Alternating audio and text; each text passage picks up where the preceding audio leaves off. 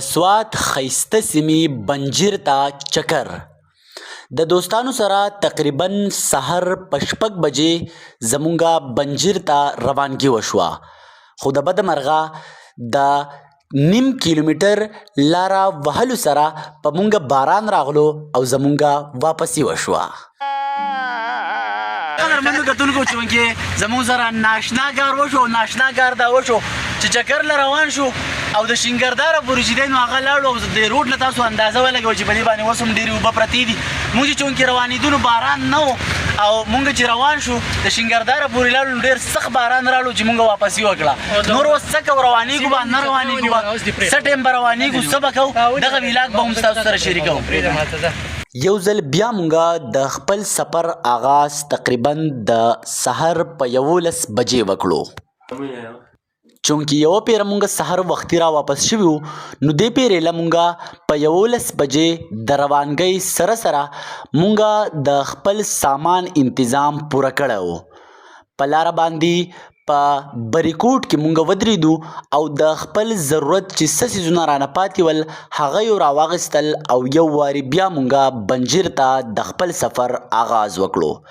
په بنجیر کې کم کم ځایونه ښایسته ول د ملګرو سره څه خبرې وشوې دغه ښایسته مناظر در سره شریکوم زموږ سره اوسئ. جی بسم الله الرحمن الرحیم. قدرمنو کتونکو زه غفران الله یم. قدرمنو دا وختي موجود یو په کانډا کې بلو کلی ورته ویلی شي او مونږ روان یو چونکې بنجیر ته. بنجیر د سوات په سیمه یو ښایسته سیمه ده نو دغه د خپل چکر دغه رنګینیانې او خوشحالیانې به هم ستاسو سره شریکو. بیا به تیره تیره ملګري را سره هم دي ګپ شپ به هم لګو دغه د خپل چکر دغه خوندور مناظر به هم د خپلې کیمرې په دغه شیشه کې را خوندي کوو تاسو ته به یږدو تاسو زموږ سره اوسئ.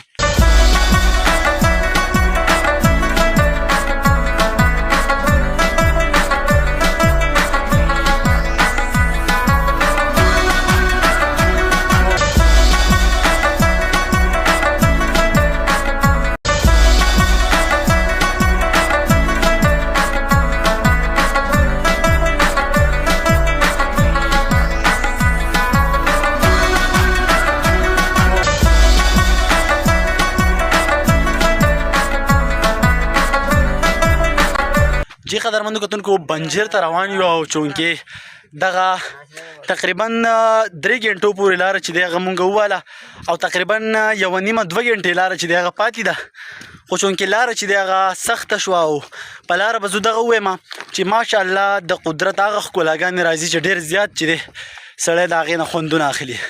خو چونکې اوس ملګري ستړي دي ځکه چې لاره ورته سخته ده. عثمانه څنګه چل ستړی شوی یوازې د نه راوځي تاسو څومره لار دی واده تقریبا یاره 3.5 غنټې خو به یې والي. لاره سخته ده که نه اسانه ده؟ یاره لاره سخته دي هېڅ خبر نه ده ځکه موږ ته انتظار ډېر کړو. څومره انتظار دي کړو؟ د 10 بجو پورې خو تا ته پته وي. تاسو ته څنګه مونږ اول ښوولي وو چې مونږ چونکې سحر وختي راووتو خو بیا په مونږ باندې چې دی هغه باران رالو بیا یې واپسي وکړو تقریبا 11 بجې باندې بیا باران ودرېدو او بیا چې دی نو مونږ هغه د سفر هغه ابتدا چې دی هغه هم وکړه. موسیقي څنګه چل دی؟ زبردست. حسین پټي یار قاري صاحب څنګه چل دی لاره څنګه ده؟ ډېره ښکلې ده. غرمه لږ راغلم ګرانه ده؟ نه ګرانه خو ورته ووایه ځکه اولې کې لږ واره اوس لږ ولاړو لار ده او ځای ښکلی دی که نه؟ ماشاءالله ډېر ښکلی دی اوبه پکې هم برابر دي.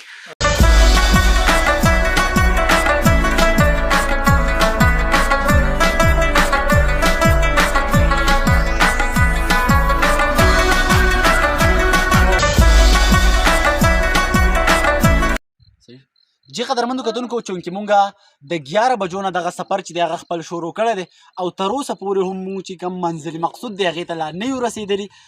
ماښام چې دی نو تقریبا د ماښام تاسو د انور نه اندازه ولګوئ انور هم چې دی هغه ډوب شو او مونږ چې دی نو وسپه چې دی نو تقریبا 20-25 منټ لاره چې دی هغه مونږ ته پاتې ده. نو دغه د چکر دغه ښایسته مناظر چې دی هغه ستاسو سره شریکو خو چونکې ماښام کېدو نو ما وی چې دغه د انور د ډوبېدو راځی چې دی دا هم ستاسو سره شریک کړم.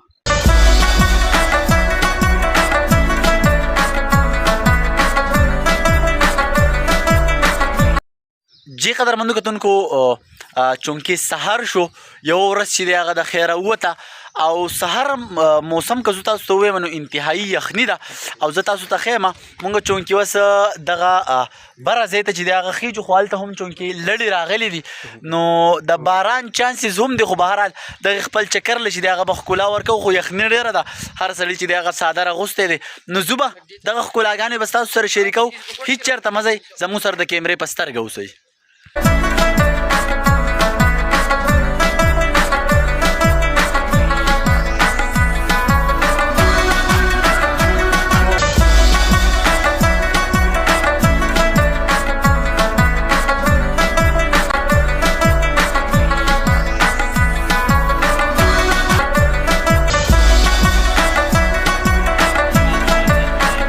د دې ځای نوم چې دی هغه بنجر دی یوه غریزه سیمه ده خو په دې غریزه سیمه کې دومره زیاته ښکلا پرته ده چې دا مونږ چونکې د دې بنجر په ټاپ کې موجود یو او زما په څنګ باندې که زما دا کیمرامین تاسو ته وښیي نو اوس هم دا لړې چې دی هغه را روانې دي او ځای په ځای دغه لړې دي د دې سره سره هر طرف ته چې دی هغه شینکۍ دی او ښکلا چې دی هغه هم پرته ده جی قدرمنو کتونکو نو څنګه چې مونږ تاسو سره د خپل چکر دغه رنګینیانې چې دی هغه شریکې کړې چونکې مونږ د بنجر نه چې دی هغه را روان شوي یو او بل کوم ځای ته اوس روان یو عثمانه